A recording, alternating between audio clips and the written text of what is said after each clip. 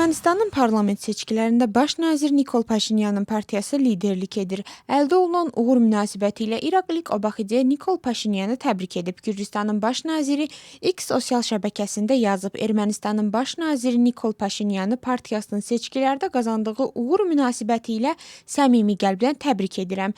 Strateji tərəfdaşlığımız və Gürcüstanla Ermənistan arasındakı dostluq münasibətlərini xalqlarımızın rifahı naminə daha da möhkəmləndirmək üçün sıx əməkdaşlığımızın davamını səbirsizliklə gözləyirəm. Obaxidze iki ölkə arasında dostluq əlaqələrinin daha da dərinləşdirilməsinə hazır olduğunu da bildirib. İran İsrailin şimal bölgələrinə doğru raket hücumu həyata keçirib. Ballistik raketlərin aşkar olunması səbəbindən ölkənin bir neçə hissəsində hava həyəcanı elan edilib. Bundan belə İsrail İran tərəfindən buraxılan bütün raketlərin zərərsizləşdirildiyini açıqlayıb. İslam İnqilabi Keşikçilər Korpusunun bəyanatına görə bu əməliyyat bir dəfəlik aksiya deyil, qarşıdakı bir həftə ərzində davam edəcək zərbələrin başlanğıcıdır. İsrail Müdafiə Qüvvələri isə İranın ciddi səhvə yol verdiyini bildirib. Bundan sonra İsrail İranın qərb və mərkəzi bölgələrinə yerləşən hərbi hədəflərə cavab zərbələri indirib. Hava hücumları nəticəsində neft kimya zavodlarından biri qismən zədələnib.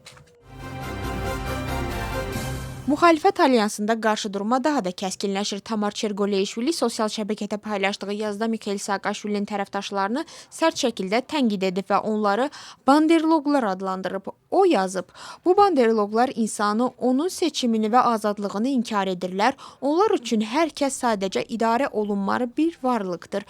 Federalistlər Partiyasının lideri bu paylaşımı ilə Axlibi Partiyası ilə Vahid Milli Hərəkat arasında yaranmış qarşıdurmaya münasibət bildirib. Mübahisə zamanı Anna Tsitlidze Nika Guaramiyanın keçmiş siyasi fəaliyyətini xatırladaraq, onun milli hərəkatı və şəxsən Mikhail Saakashvilini siyasi baxımdan zəiflətməkdə rol oynadığını iddia edib. Məsələ ilə bağlı hakim komanda nümayəndələri də öz mövqeylərini açıqlayıblar.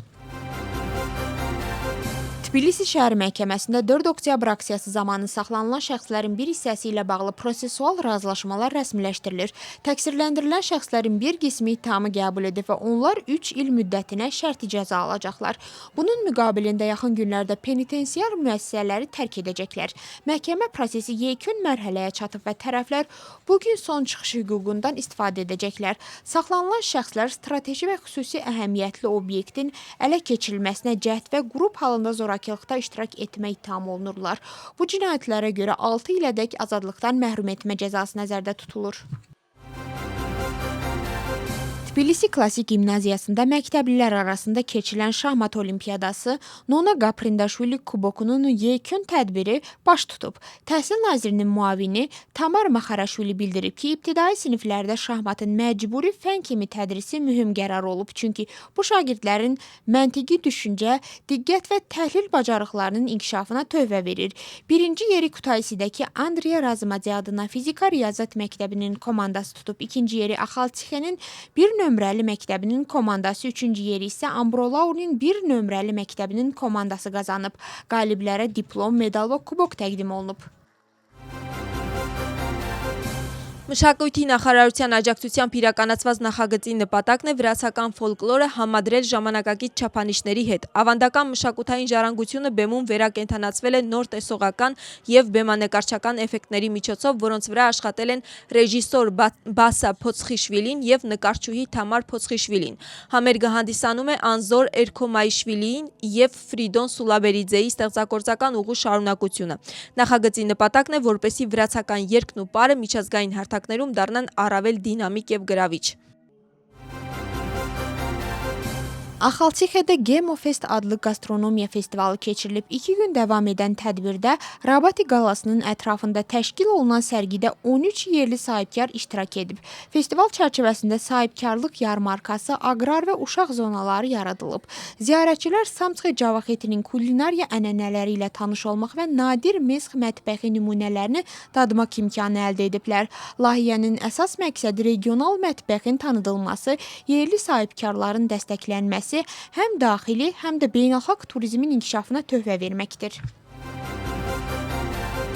Sameba Katedralında ümumi vəftiz mərasiminin 73-cü mərhələsi keçirilib. Bu həftə 620 uşaq bütün Gürcüstanın Katolikos Patriarxının xaç övladı olub.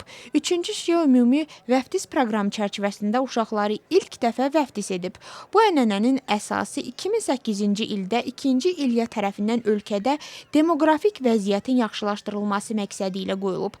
Həmin vaxtdan etibarən ailədə 3-cü və sonraki uşaqların xaç atası patriarx olur.